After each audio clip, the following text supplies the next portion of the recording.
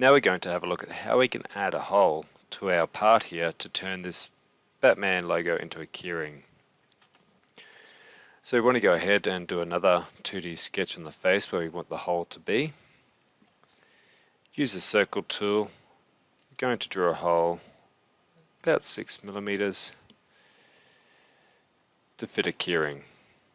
Now to move it, we can click the center circle here and move it around.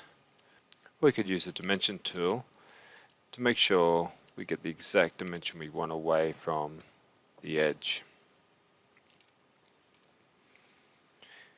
Once you're happy with the placement, you can go ahead and hit Finish Sketch.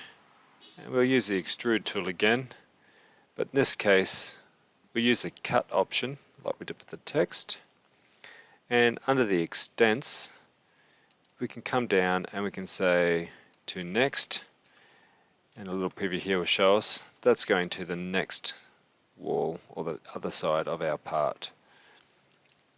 We could also choose All to make sure it goes through everything, just to be safe. Click OK to complete the extrusion and add in that hole.